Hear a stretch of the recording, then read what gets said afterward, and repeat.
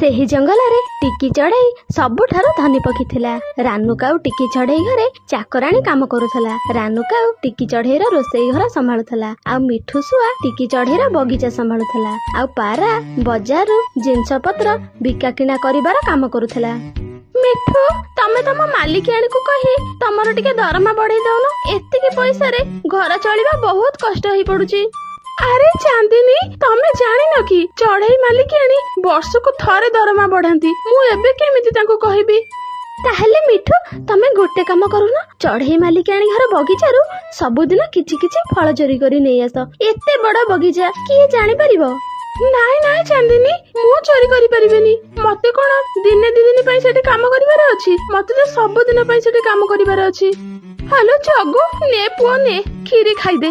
ଆଧରେ ବେଶୀ ବାଦାମ ପଡିଛି, ତୋର ପାଇଁ ଫେଭରେଟ ବାଦାମ। ଆଲୋ ରାନୁ, ଇଏ କଣ? ତୁ କଣ ଆଜି ଚଢେଇ ମାଲିକାଣୀ ଘର ରୋଷେଇ ଘରୁ ସବୁ ବାଦାମ ଚୋରି କରି ନେଇ ଆସିଛୁ ନା କଣ? ହଁ ସାନୁ, ହଁ, ସବୁ ବାଦାମ ଆଜି ଚୋରି କରି ନେଇଯାଇଛି। କେହି ଜାଣିପାରିବେନି ମ। ମତେ ତ ଏ କରିବାକୁ ହିଁ ପଡୁଛି, ନହେଲେ 10,000 ଟଙ୍କା ଦରମାରେ ମୁଁ ତ ମନ ଖୋଲି ନିଶ୍ୱାସ ବି ନେଇପାରିବିନି।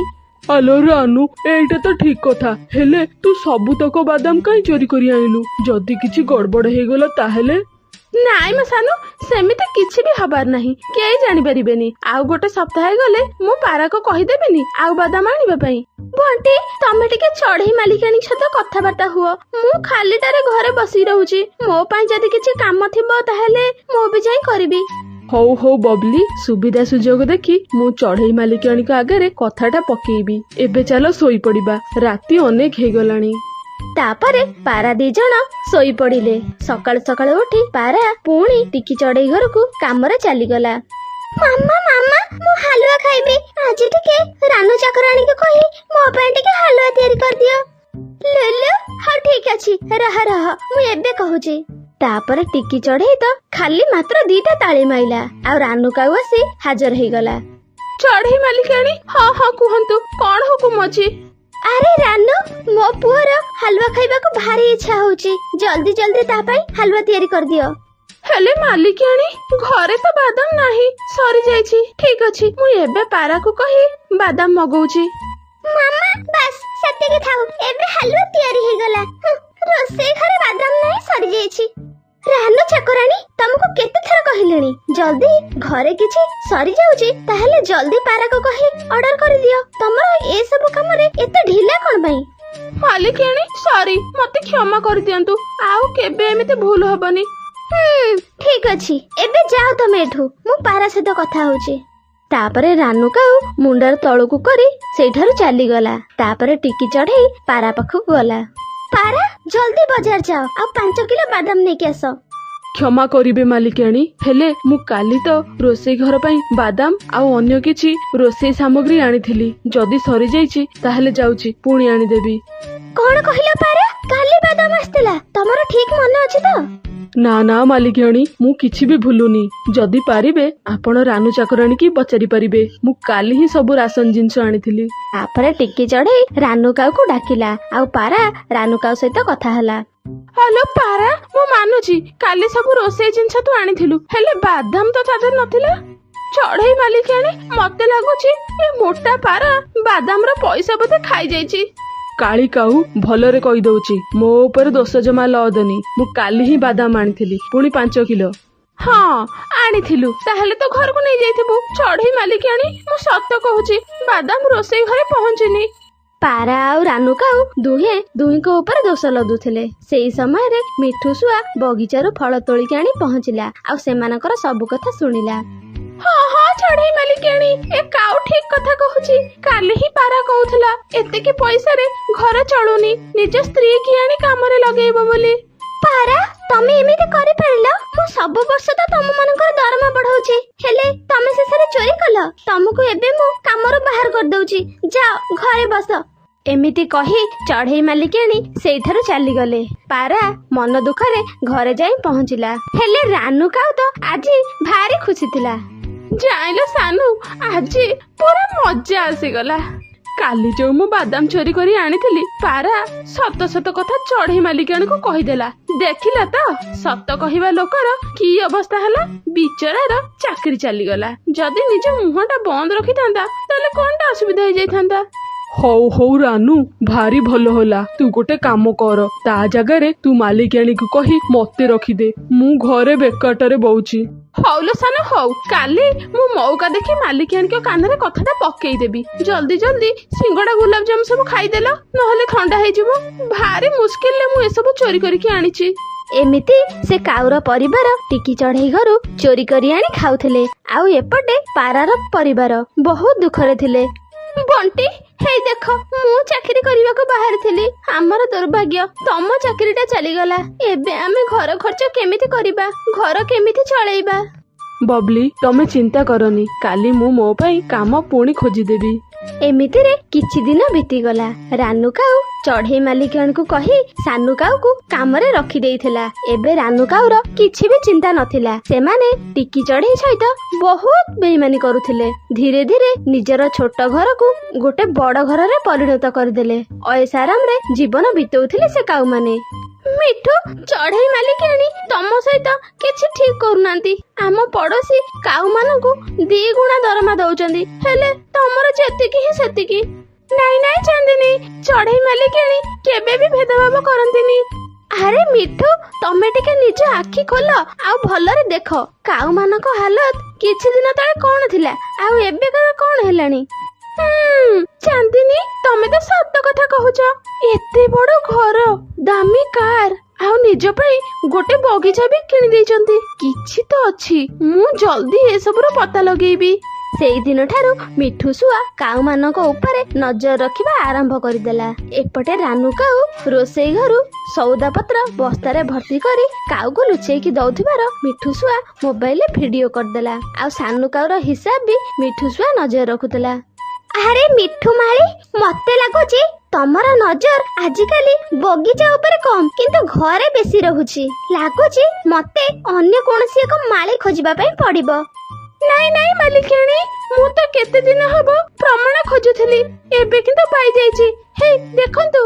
ତାପରେ ମିଠୁ ଶୁଆ ବନେଇଥିବା ଭିଡିଓ ଚଢେଇ ମାଲିକାଣୀକୁ ଦେଖେଇଲା। ସେ ଭିଡିଓ ଦେଖି ଚଢେଇ ମାଲିକାଣୀ ସବୁ କିଛି ବୁଝିଗଲେ ଆଉ କାଉ ମାନଙ୍କୁ ପାଖକୁ ଡାକିଲେ। ଚଢେଇ ମାଲିକାଣୀ, କଣ ହେଲା? ଆପଣ ଆମକୁ ଏମିତି ବଗିଚାରେ ଦେଖା କରିବା ପାଇଁ କାଇଁ କହିଲେ? ଚୋର କାଉ ମାନେ, ତମେ ମାନେ ଏତେ ଦିନ ହେଲାଣି ମୋ ସହିତ ବେଇମାନି କରି ଆସୁଥିଲ। ମିଠୁ, ଜଲ୍ଦି ପାରାକୁ ଡକାଅ ଆଉ ଏମାନଙ୍କର ଚୋରିର କାରନାମା ସେ ଭିଡିଓ ସମସ୍ତଙ୍କ ଆଗରେ ଦେଖାଅ। ତାପରେ ମିଠୁ ଶୁଆ ପାରା ଆଉ ପାରାର ସ୍ତ୍ରୀକୁ ଡକେଇଲା ଆଉ କାଉ ମାନଙ୍କର ଚୋରି ଭିଡିଓ ସମସ୍ତଙ୍କ ଆଗରେ ଦେଖେଇଲା। ପାରା, ତମେ ମତେ କ୍ଷମା କରିଦିଅ। ତମ ଭଳିଆ ସଚୋଟ ପକ୍ଷୀ ଉପରେ ମୁଁ ସନ୍ଦେହ କରିଛି, ବଡ ଭୁଲ କରିଦେଇଛି। ତମକୁ ଏବେ ମୁଁ ଚାକିରିରେ ପୁଣି ରଖୁଛି ଆଉ ତମ ଦରମା 2 ଗୁଣା କରିଦଉଛି। ଚଢେଇ ମାଲିକାଣୀ, ପାରାର ସ୍ତ୍ରୀ ବହୁତ ବଢିଆ ରୋଷେଇ କରି ଜାଣେ। ଆପଣ ତାକୁ ରାନୁ କାଉ ଜାଗାରେ ରଖିଦିଅନ୍ତୁ। ହଲୋ ମିଠୁ, ତୁ ମାଳି କାମ ଛାଡି ମୋ କଥାରେ କାଇଁ ମୁଣ୍ଡ ପୁରଉଛୁ? ନାଇଁ ନାଇଁ ମାଲିକାଣୀ, ମତେ ବାହାର କରନ୍ତୁନି, ମୋର ଭୁଲ ହେଇଯାଉଛି। ଆଉ କେବେ ଏମିତି କରିବିନି। ରାନୁ କାଉ, ଭୁଲ ତ ତମେ ସେବେ କରିବ ଯେବେ ତମେ ଏ କାମରେ ରହିବ। ଆଜିଠାରୁ ତମ 2 ଜଣଙ୍କୁ ମୁଁ ଏ କାମରୁ ବାହାର କରିଦଉଛି। ପାରା, ବବଲି, ତମେ 2 ଜଣ ଆଜିଠାରୁ କାମରେ ରହିଲ। କାଉ ମାନେ ନିଜ ଭୁଲ ବୁଝିପାରି ମନ ଦୁଃଖ କରି ସେଇଠାରୁ ଚାଲିଗଲେ ଆଉ ପାରା ମାନେ ଚାକିରି ପାଇ ବହୁତ ଖୁସିରେ ରହିଲେ।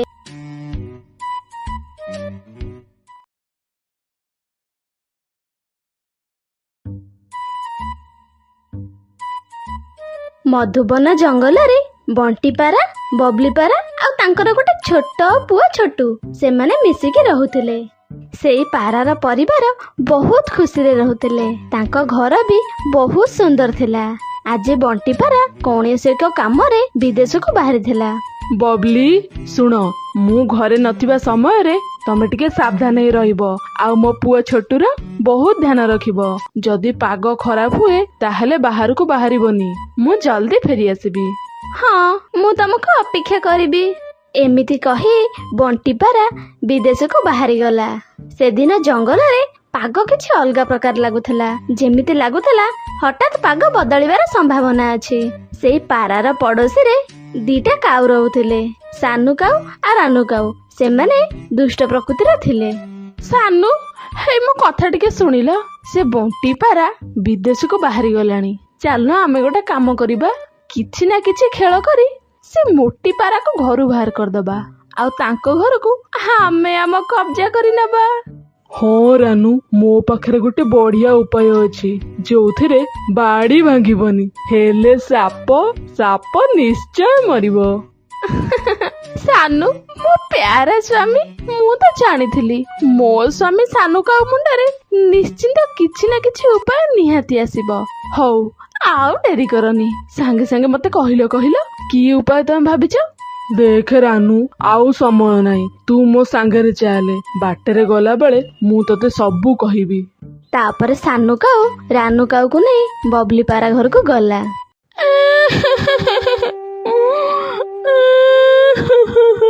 ଭାରି ଖରାପ ହେଲା, ଭାରି ଖରାପ ହେଲା। ଜାଣିଲୁ ବବଲି, ଭାରି ଖରାପ ହେଲା। ମୋ ପାରା, ମୋ ସୁନ୍ଦର ଆଖି ପାରା, ତା ସହିତ ଭାରି ଖରାପ ହେଲା। ଆରେ ରାନୁ ଭଉଣୀ, ତମେ ଏଡେ ଜୋର କାନ୍ଦୁଛ କାହିଁକି? କଣ ହେଲା? ମୋ ସ୍ୱାମୀର କଣ ହେଲା? ବବଲି ଭଉଣୀ, କଣ ହେଇଛି କିଛି କୁହନି, ଭାରି ଖରାପ ହେଇଛି। ମୋ ମାମୁଁ ବି ସେଇ ବିଦେଶ ଜଙ୍ଗଲରେ ରୁହନ୍ତି, ଯୋଉ ଜଙ୍ଗଲକୁ ଆମ ବଣ୍ଟି ପାରା ଯାଇଛି। ମୋ ମାମୁଁ ମତେ କହୁଥିଲେ ତମ ସ୍ୱାମୀ ମାନେ ଆମ ବଣ୍ଟି ଭାଇ ଆଉ ନାହାନ୍ତି, ଏ ଦୁନିଆରେ ଆଉ ନାହାନ୍ତି, ସିଏ ମରି ଯାଇଛନ୍ତି। ସାନୁ କାଉ ମୁହଁରୁ ଏକଥା ଶୁଣି ବବଲି ପାରା ଜୋର ଜୋର କାନ୍ଦିବାକୁ ଲାଗିଲା। ନା ସାନୁ ଭାଇ, ଏମିତି ହେଇନଥିବ। ମୋ ସ୍ୱାମୀ ମତେ ଛାଡି କୁଆଡେ ଯାଇ ନଥିବେ। ନା, ତମେ ମିଛ କହୁଛ। ମୁଁ ବି ହାତ ଭାଙ୍ଗିନି, କାହିଁକି ମୋ ସ୍ୱାମୀ କି ବିଦେଶକୁ ଯିବାକୁ ଦେଲି? ଜାଇଲ ପାରା ଭଉଣୀ, ତମ ସ୍ୱାମୀ ଆଉଟା ଖବର ବି ଦେଇଛନ୍ତି। ତମେ ଏ ଘର ଛାଡି ତମ ବାପ ଘରକୁ ଚାଲିଯାଅ, ଆଉ ଏ ଘରକୁ କେବେ ଫେରିକି ଆସିବନି। ହଁ ରାନୁ ଭଉଣୀ, ଯଦି ମୋ ସ୍ୱାମୀଙ୍କର ଶେଷ ଇଚ୍ଛା ଏଇଟା, ତାହେଲେ ମୁଁ ଆଜି ଘର ଛାଡି ଚାଲିଯିବି। ହଁ ବବଲି ଭଉଣୀ, ତମେ ଆଜି ପଳେଇ ଯାଅ, ଆଉ ଏବେ ବି ପଳେଇ ଯାଅ। ତମ ସ୍ୱାମୀଙ୍କ ଆତ୍ମା ଟିକେ ଶାନ୍ତି ପାଇବ, ତାଙ୍କ ଶେଷ ଇଚ୍ଛା ପୂରଣ ହବ। ଯାଅ, ତମ ବାପ ଘରକୁ ଚାଲିଯାଅ। ତାପରେ ବବଲି ପାରା ତାର କିଛି ଜିନିଷ ପତ୍ର ନେଇ ତା ମା ପାଖକୁ ସବୁଦିନ ପାଇଁ ଚାଲିଗଲା। ବା ସ୍ୱାମୀ ବା, ତମେ ତ ଏମିତି ନାଟକ କଲ, ମତେ ସତରେ କାନ୍ଦ ମାଡୁଥିଲା। ବିଚାରି ମୋଟି ପାରା, ତାକୁ କେମିତି ଆମେ ଉଲ୍ଲୁ ବନେଇ ଦେଲେ। ଆଉ ଏବେ ଆମେ ମଜା ମଜାରେ ବର୍ଷା ଦିନଟା ଏଇ ଘରେ କାଟିଦବା। ତାପରେ ବବଲି ପାରା ତା ଛୋଟ ପୁଅକୁ ନେଇ ତା ବାପ ଘର ଜଙ୍ଗଲରେ ପହଞ୍ଚିଗଲା। ସେ ତା ଘରକୁ ଯାଇ କବାଟ ବାଡେଇଲା। ପାରା ଭଉଣୀ, କୁହ କାହାକୁ ଦେଖା କରିବ? ଆରେ ଚିଲ ଭଉଣୀ, ତମେ ଏଠି? ଇଏ ତ ମୋ ମାର ଘର। ଆରେ ପାରା ଭଉଣୀ, ତମେ ଜାଣିନ କି ଗଲା ମାସରେ ତମ ମା ପା ମରିଗଲେ? ସେଇ ଦିନ ଠାରୁ ଏ ଘରେ ମୁଁ ରହୁଛି। ଏ ଘର ବହୁତ ଖରାପ ଅବସ୍ଥା ହେଇଯାଇଥିଲା, ମୁଁ ତାକୁ ଭଲ କି ସଜାଡି ଦେଇଛି, ଆଉ ମୁଁ ହିଁ ଘରେ ରହୁଛି। ମା, ତୁ ବି ମତେ ଛାଡି ଚାଲିଗଲୁ, ମୋ ସ୍ୱାମୀ ବି ମତେ ଛାଡି ଚାଲିଗଲେ। ମୁଁ ଏବେ କୋଉଠି ରହିବି? କାହା ପାଇଁ ବଞ୍ଚିବି? ପାରା ଭଉଣୀ, ତମେ ଚିନ୍ତା କର ନା। ଚାହିଁବ ତ ଏଇ ଘରେ ତମେ ମୋ ସାଥିରେ ରହିପାରିବ, ହେଲେ ତମକୁ ମୋର କାମ କରିବାକୁ ପଡିବ। ତାପରେ ବବଲି ପାରା ସେ ଚିଲର କଥା ମାନିଗଲା, ଆଉ ତା ଘରେ ରହିଲା। ଆଉ ଏପଟେ କାଉ 2 ଜଣ ପାରା ଘରେ ରହି ପୁରା ଅଏସ୍ କରୁଥିଲେ। ଏ ରାନୁ, ଦେଖିଲୁ ମୁଁ ପାରାର ପଗଡି ପିନ୍ଧିକି କେମିତି ଦେଖାଯାଉଛି? ଆରେ ସାନୁ, ବାଃ, ତମେ ତ ଭାରି ସୁନ୍ଦର ଦେଖାଯାଉଛ। ହେଲେ ଦେଖିଲ, ମୁଁ ସେ ମୋଟି ବବଲି ପାରାର ଚଷମା ଲଗେଇ କେମିତି ଦେଖାଯାଉଛି? ହେ ରାନୁ, ତୁ ଗୋଟେ ଧନୀ କାଉର ସ୍ତ୍ରୀ ଭଳିଆ ଦେଖାଯାଉଛୁ। ଏମିତି କଥା ହେଇ କାଉ 2 ଜଣ ଜୋର ଜୋର ହସିବାକୁ ଲାଗିଲେ। ଏମିତିରେ କିଛି ଦିନ ବିତିଗଲା। ଗୋଟେ ଦିନ ଟିକି ଚଢେଇ, ଯିଏ ବବଲି ପାରାର ଅତି ଭଲ ସାଙ୍ଗ ଥିଲା, ସିଏ ତା ପାରା ସାଙ୍ଗକୁ ଦେଖା କରିବା ପାଇଁ ପାରା ଘରକୁ ଆସିଲା। ଆଉ ପାରା ଘରେ କାଉ ମାନଙ୍କୁ ଦେଖି ପୁରା ବିଚଳିତ ହେଇଗଲା। ଆରେ ସାନୁ ଭାଇ, ରାନୁ ଭଉଣୀ, ତମେ 2 ଜଣ ଏଠି କେମିତି? ଇଏ ତ ମୋ ସାଙ୍ଗ ବବଲି ପାରାର ଘର। ଏ ଘର ଏବେଠାରୁ ଆମର ହେଇଯାଇଛି।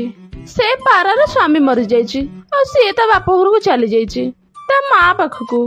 ରାନୁ କାଉର ଏକଥା ଶୁଣି ଟିକି ଚଢେଇ ଭାରି ମନ ଦୁଃଖ କଲା, ଆଉ ସେ ନିରାଶ ହେଇ ସେଠାରୁ ଫେରିଗଲା। ଜାଇଲ ସାନୁ, ଏ ଚଢେଇକି ଦେଖିଲେ ମୋ ଧିଅ କଣ ହେଇଯାଏ। ଏ ଚଢେଇ ଭାରି ଖରାପ ଲାଗେ ମତେ। ଆରି ପାଇଁ ସବୁବେଳେ ବା ଆମେ ମାଡ ଖାଆନ୍ତି। ମତେ ଭାରି ଡର ଲାଗିଲାଣି ଇଏ ଚଢେଇ ବିଦେଶକୁ ଯାଇକି ସେ ପାରାକୁ ସବୁ କଥା ନ କହିଦଉ। ରାନୁ ତୁ ଜମା ଚିନ୍ତା କରନା। ଇଏ ଛୋଟ ଚଢେଇ, ଇଏ ବିଦେଶ ଯିବ ନା ପାରାକୁ କହିବ। ମାଲିକ, ମୋ ପୁଅ କଥା ମୋର ଭାରି ମନେ ପଡିଲାଣି। ଆପଣ ଯଦି କିଛି ଦିନ ପାଇଁ ମତେ ଛୁଟି ଦେଇ ଦିଅନ୍ତେ, ମୁଁ ଯାଇ ମୋ ପୁଅକୁ ଟିକେ ଦେଖି ଆସନ୍ତି। ସେଇ ପକ୍ଷୀ ଯିଏ ପାରାର ମାଲିକ, ସେ ବହୁତ ଭଲ ପକ୍ଷୀ ଥିଲା। ଆଉ ସେ ପାରାକୁ କିଛି ଦିନ ପାଇଁ ଛୁଟି ଦେଇଦେଲା। ଆଉ ପାରା ସାଙ୍ଗେ ସାଙ୍ଗେ ଉଡାଜାହାଜରେ ବସି ଘରକୁ ଫେରୁଥିଲା। ଉଡାଜାହାଜରୁ ଓହ୍ଲେଇ ପାରା ଯେତେବେଳେ ଉଡି ଉଡି ପାହାଡ ଜଙ୍ଗଲ ପାଖରେ ପହଞ୍ଚିଗଲା, ଟିକି ଚଢେଇ ପାରାକୁ ଦେଖି ପୁରା ଡରିଗଲା। ଭୂତ, ଭୂତ, ବଞ୍ଚା ବଞ୍ଚା, ଭୂତ ଭୂତ ଆସିଲା।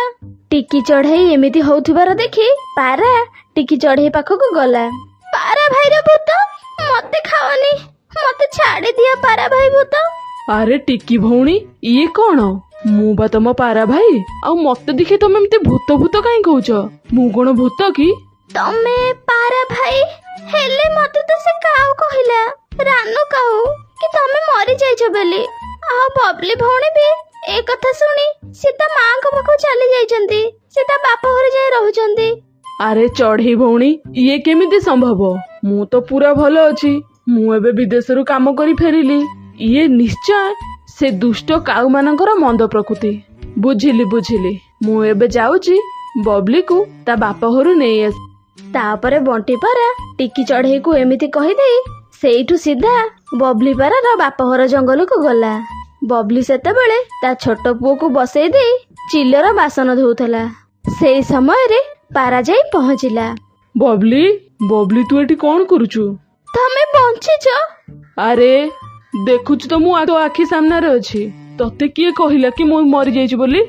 ତାପରେ ବବଲି ପାରା ବଣ୍ଟି ପାରାକୁ ସବୁ କଥା କହିଲା। ହଁ, ଆଉ ସେ କାଉ ମାନେ ମତେ ଏକଥା ବି କହିଲେ, ତମର ଶେଷ ଇଚ୍ଛା ଥିଲା ମୁଁ ମୋ ବାପ ଘରେ ରହି ବୋଲି, ସେଥିପାଇଁ ମୁଁ ଏଠି ଆସି ପଡିଛି। ଆଚ୍ଛା, ହଉ, ମୁଁ ଏବେ ବୁଝିଲି। ବବଲି, ଜଲ୍ଦି ବାହାର ଆଉ ଚାଲ ମୋ ସାଙ୍ଗରେ। ଆଜି ମୁଁ ସେ ଦୁଷ୍ଟ କାଉ ମାନଙ୍କୁ ସିଧା କରିଦଉଛି। ତାପରେ ବଣ୍ଟି ପାରା, ବବଲି ପାରା ଆଉ ତାଙ୍କ ଛୋଟ ପୁଅ ସେମାନେ ମିଶି ତାଙ୍କ ଘରକୁ ବାହାରିଲେ। ବଣ୍ଟି ପାରା ବହୁତ ଜୋର ରାଗିଥାଏ। ହଠାତ୍ ବାଟରେ ଜୋର ଜୋର ବର୍ଷା ହେଲା। ବର୍ଷା ହବା ଯୋଗୁ ବଣ୍ଟି ପାରା ଆହୁରି ଜୋର ରାଗି ଯାଇଥାଏ। ସନ୍ଧ୍ୟା ହେବା ପୂର୍ବରୁ ବଣ୍ଟି ପାରା ଆଉ ବବଲି ପାରା ଯାଇ ତାଙ୍କ ଘର ପାଖରେ ପହଞ୍ଚି ଗଲେ। ଶୁଣୁ ବବଲି, ତୁ କିଛି ବି ବାହାନା କରି ସେ କାଉ ଦି ଜଣକୁ ବାହାରକୁ ଡାକେ। ହଁ, ମୁଁ ଏବେ ଡାକୁଛି। ରାନୁ ଭଉଣୀ, ରାନୁ ଭଉଣୀ, ଘର ବାହାରକୁ ଟିକେ ଆସିଲ। ସାନୁ, ଉଠିଲ। ହେ ଶୁଣ, ଏ ପାଟି ଶୁଣିଲ? ଇଏ ତ ବବଲି ପାରାର ପାଟି ଭଳିଆ ଲାଗୁଛି। ଏମିତି ବର୍ଷାରେ ସେ ଏଠି କଣ କରିବାକୁ ଆସିଛି? ତାପରେ ବବଲି ପାରା ପୁଣି ଆଉଥରେ ଡାକିଲା, ରାନୁ ଭଉଣୀ, କବାଟ ଖୋଲ। ଆଉ ଶୁଣ, ତମ ପାରା ଭାଇ ଆଜି ଖରା ବେଳିଆ ମୋ ସ୍ୱପ୍ନରେ ଆସିଥିଲେ ଆଉ କହିଲେ ତମ ମାନଙ୍କ ପାଇଁ ମିଠା ନେଇକି ଆସିବାକୁ। ହେଇ ନିଅ, ଏ ମିଠା ଗୁରା ନିଅ। ତମେ ଜଲ୍ଦି ନେଲେ ମୁଁ ଏଠୁ ମୋ ବାପ ଘରକୁ ଚାଲିଯିବି। ରାନୁ କାଉ ଆଉ ସାନୁ କାଉ ଯେମିତି ମିଠା କଥା ଶୁଣିଛନ୍ତି, ଦି ଜଣ ଯାକ ସାଙ୍ଗେ ସାଙ୍ଗେ ପଦାକୁ ଆସିଗଲେ। ଆଲୋ ପାରା ଭଉଣୀ, ମିଠା? କାଇଁ ମିଠା? ଆଉ ସେହି ସମୟରେ ପଛପଟୁ ପାରା ଗୋଟେ ମୋଟା ବାଡି ବାହାର କରି କାଉ ଦି ଜଣକୁ ଜୋର ଜୋର ପିଟିବାକୁ ଲାଗିଲା। ଓହୋ ହୋ ହୋ ହୋ, ମିଠା ଖାଇବ? ଆଚ୍ଛା ଆଚ୍ଛା, ହଉ ରୁହ, ଏବେ ତମକୁ ବଡ ବଡ ରସଗୋଲା ଦଉଛି। ତାପରେ ପାରା ସେ କାଉ ଦି ଜଣକୁ ଭଲ କି ଧୁଲାଇ କଲା। ସେ କାଉ ଦି ଜଣ ଜଲ୍ଦି ସେଇଠୁ ଉଡ଼ିକି ଚାଲିଗଲେ। ତାପରେ ପାରା ତା ପରିବାରକୁ ନେଇ ତା ଘରେ ଖୁସିରେ ରହିଲା। ଆଉ ସେ କାଉ ମାନେ ଏତେ ଜୋର ବର୍ଷାରେ ମଧ୍ୟ ଗୋଟେ ଗଛର ଡାଳ ଉପରେ ବସି ରହିଲେ। ସାନୁ, ବର୍ଷାକୁ ଟିକେ ମନ ଭରି ଉପଭୋଗ କରିବା ଆମ ଭାଗ୍ୟରେ ବୋଧେ ନାହିଁ ଆଉ। ହଁ ରାନୁ, ଆମ ଭାଗ୍ୟରେ ତ ଖାଲି ଏତେ ଜୋର ବର୍ଷାରେ ଭିଜିବାର ଲେଖା ଅଛି। ଏମିତିରେ ସେ କାଉ ମାନଙ୍କୁ ତାଙ୍କ କଲା କର୍ମର ଫଳ ମିଳିଯାଏ।